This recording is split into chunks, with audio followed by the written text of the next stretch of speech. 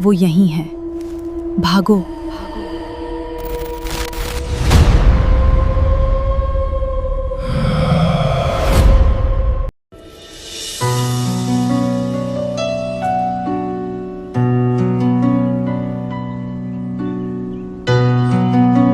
सीतापुर गांव की वो शाम आम शामों जैसी नहीं थी।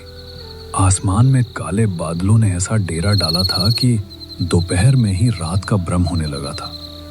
देखते ही देखते बादलों ने अपना बांध तोड़ दिया और मूसलाधार बारिश शुरू हो गई। गांव की कच्ची सड़कें कीचड़ से लथपथ हो गई और बिजली का तो जैसे नामो निशान मिट गया था। गांव के मुहाने पर रामों की चाय की टपरी ही इकलौती जगह थी जहां एक लालटेन की पीली रोशनी कांप रही थी। बाहर बारिश की टप टप और झींगुरों की आवाज के बीच दो लोग बेंच पर बैठे बीड़ी सुलगा रहे थे, रघु और बिरजू।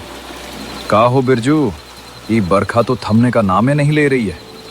ऐसन लागत है जैसे आसमान फट गया हो। ये सावन में ऐसन परले पहली बार देख रहे हैं। अरे रघु भाई, बरखा की छोड़ो, आज की रात बड़ी भारी है। भूल गए का? कल शनिवार है और जब जब ऐसन मौसम होता है वो छलावा अपना ठिकाना बदलता है। लोग कहते हैं कि ऐसन रातों में जंगल की रूहें गांव की ओर रुख करती हैं। रघु ने कुछ कहना चाहा ही था कि तभी बारिश की धुंध को चीरता हुआ एक साया दुकान की तरफ आता दिखा। वो विजय था, गांव का वो शख्स जिसे अपनी बहादुरी और शराब पर जरूरत से ज्यादा घमंड था। अरे विजय भाई, ईका पूरी तरह भीग गए हैं आप तो। आइए आइए, यहाँ लालटेन के पास बैठिए, तनी गर्माहट मिलेगी। विजय लड़खड़ाते हुए बेंच पर बैठ गया। उसके कपड़ों से पानी टपक रहा था और उसकी आंखों में नशे की हल्की लाली थी। बड़ी आफत मची है बाहर। का खुसर फुसर कर रहे थे तुम दोनों? हमरा कान में भूत प्रेत जैसा कुछ सुनाई दिया। का फिर वही पुराना रोना रो रहे हो? अरे विजय भाई, हम तो बस ई कह रहे थे कि कल शनिवार है, तनी संभल के रहिएगा।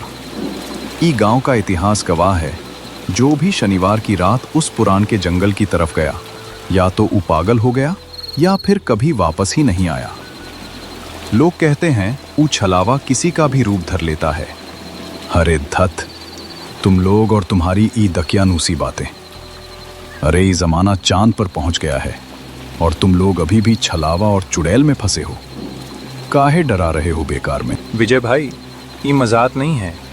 हमारी दादी कहती थी कि वो छलावा साए की तरह पीछा करता है।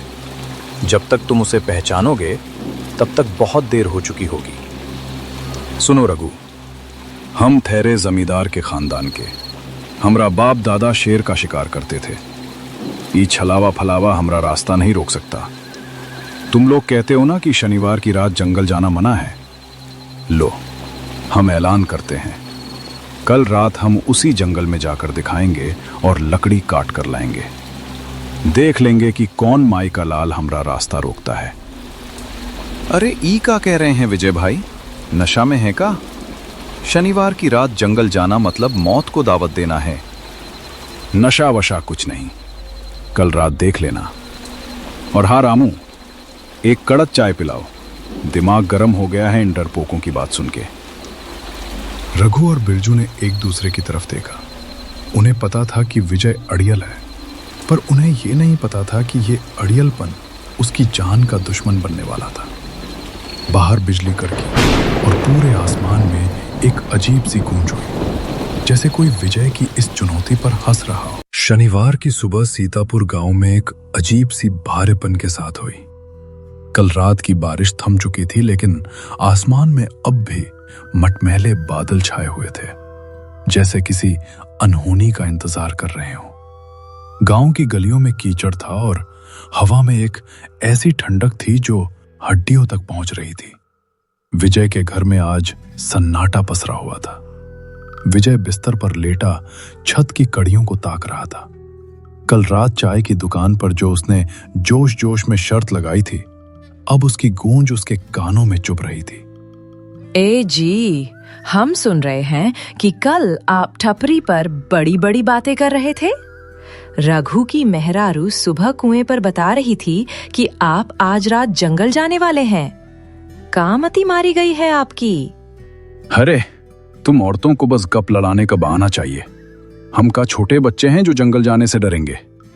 लकड़ी खत्म हो रही है, चूल्हा कैसे जलेगा?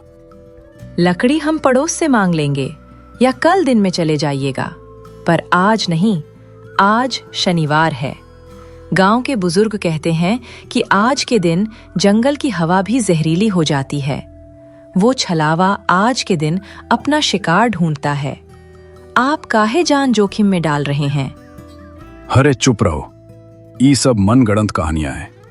तुम देख लेना, हम जाएंगे, लकड़ी लाएंगे और कल सुबह उन्हीं रघु और बिरजू के मुंह पर मारेंगे।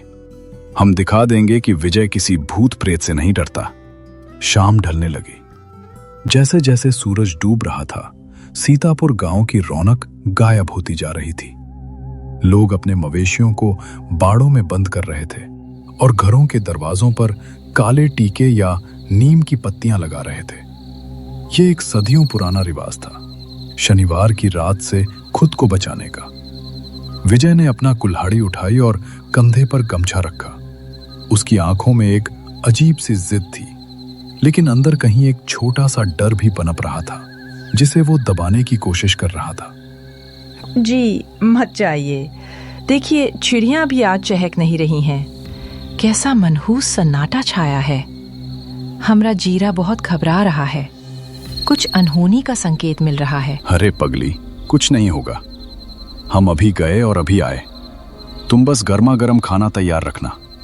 विजय गांव की पगडंडी पर चल पड़ा। जैसे जैसे वो गांव की सीमा से बाहर निकल रहा था, घरों की रोशनी धुंधली पड़ती जा रही थी।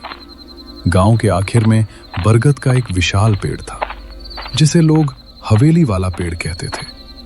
वहां से जंगल की सीमा शुरू होती थी। जब विजय उस पेड़ के पास पहुंचा तो अचानक एक काली बिल्ली ने उसका रास्ता काट दिया। विजय रुका। एक पल के लिए उसके कदम डगमगाए, लेकिन फिर उसने खुद को संभाला। ही बिल्ली विल्ली सब अंधविश्वास है। हम विजय हैं, सीतापुर के सबसे बहादुर आदमी। लेकिन जैसे ही उसने जंगल के अंदर पहला कदम रखा, उसे महसूस हुआ कि हवा अचानक ठंडी हो गई है। जंगल के अंदर की शांति डरावनी थी। पेड़ों की डालियां ऐसे लग रही थीं जैसे कोई लंबे हाथ फैलाकर उसे पकड़ने का इंतजार कर रहा हो। सूखे पत्तों पर उसके पैरों की चर चर की आवाज पूरे जंगल में गूंज रही थी। उसे ऐसा लग रहा था जैसे कोई पेड़ों के पीछे से उसे देख रहा है। वो बार बार पीछे मुड़कर देखता, पर वहां अंधेरे के सिवा कुछ नहीं था। विजय अब जंगल के उस हिस्से में पहुंच चुका था जहां गांव की रोशनी तो क्या, आसमान का चांद भी नजर नहीं आ रहा था। घने पेड़ों की टहनियां आपस में इस तरह उलझी हुई थीं जैसे कोई जाल बुना गया हो। हवा अब थम चुकी थी, लेकिन एक अजीब से भारीपन महसूस हो रही थी, जैसे कोई अदृश्य ताकत विजय के सीने पर दबाव डाल रही हो। क्या हो गया है हमको? काहे इतना हाफ रहे हैं? ये जंगल तो रोज जैसा ही है, पर आज ही इतना चुप काहे है? विजय ने जमीन पर पड़ी सूखी लकड़ियां बटोरना शुरू किया। तभी उसे एक आवाज सुनाई दी, खचाक, जैसे किसी ने सूखी टहनी पर पैर रखा हो। विजय एकदम से सीधा खड़ा हो गया। उसने अपनी कुल्हाड़ी कस के पकड़ ली। कौन है? कौन है रे वहां? देखो रघु, अगर तुम हमको डराने आए हो तो बता दे रहे हैं, हम कुल्हाड़ी चला देंगे। सन्नाटा, कोई जवाब नहीं आया। बस दूर कहीं एक उल्लू ने डरावनी आवाज निकाली। विजय ने पसीना पोंछा और फिर से लकड़ी उठाने लगा। तभी उसे महसूस हुआ कि उसके पीछे कोई खड़ा है। एक ऐसी गंध आई जैसे कोई पुरानी सड़ी हुई लाश हो। जैसे ही वो पीछे मुड़ा, उसकी चीख गले में ही फंस गई। सामने एक साया खड़ा था। विजय ने अपनी लालटेन धीरे से ऊपर की। लालटेन की थिरकती रोशनी में जो दिखा, उसने विजय के पैरों तले जमीन खिसका दी। सामने कोई और नहीं, बल्कि विजय खुद खड़ा था। वही कदकाठी, वही गंदा सफेद कुर्ता, वही फटा हुआ गमछा और वही कुल्हाड़ी। लेकिन एक फर्क था, उस दूसरे विजय की आंखें पूरी तरह से काली थीं। उनमें कोई पुतली नहीं थी। और उसके चेहरे पर एक ऐसी मुस्कान थी जो किसी इंसान की नहीं हो सकती थी। का हो विजय भाई, बड़ी जल्दी में लग रहे हो? लकड़ियां कम पड़ दे का? विजय का शरीर थर थर कांपने लगा। उसके हाथ से लालटेन गिर गई और बुझ गई। अब जंगल में सिर्फ गहरा काला अंधेरा था और सामने वो खौफनाक हमशक्ल। तू का है? हम तो यहां खड़े हैं। तू कौन है रे?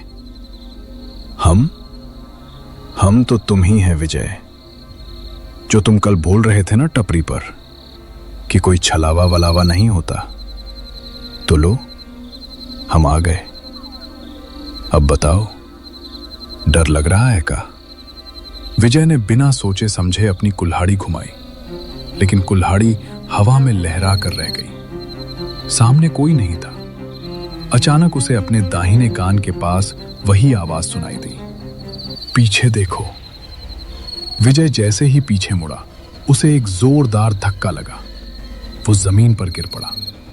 वो भागने की कोशिश करने लगा, लेकिन उसे समझ नहीं आ रहा था कि रास्ता किधर है। जंगल का हर पेड़ उसे एक जैसा लग रहा था। वो जिस दिशा में भागता, उसे वही छलावा पेड़ पर बैठा या कभी झाड़ियों के पीछे से झांकता हुआ नजर आता। बचाओ, कोई बचाओ! रघु, बिरजू, कक्का! वो भागता रहा। उसके पैरों में कांटे चुभ रहे थे। झाड़ियों से उसका कुर्ता फट गया, लेकिन उसने पीछे मुड़कर नहीं देखा। भागते भागते वो पसीने से लथपथ हो गया। उसे लगा कि वो जंगल से बाहर निकल गया है, क्योंकि सामने उसे एक बरगद का पुराना पेड़ दिखा। बस पहुंच गए, विजय ने हांफते हुए सोचा। वो थक कर चूर हो चुका था। उसका सिर चकरा रहा था। वो उसी बरगद के पेड़ के नीचे ढह गया। उसे लगा कि वो अब सुरक्षित है, लेकिन उसे ये नहीं पता था कि ये वही पेड़ है जहां से मौत का खेल शुरू होता है। धीरे धीरे उसकी आंखें बंद होने लगी। बेहोशी की आगोश में जाने से पहले उसे वही डरावनी हंसी सुनाई दी जो अब पूरे जंगल में गूंज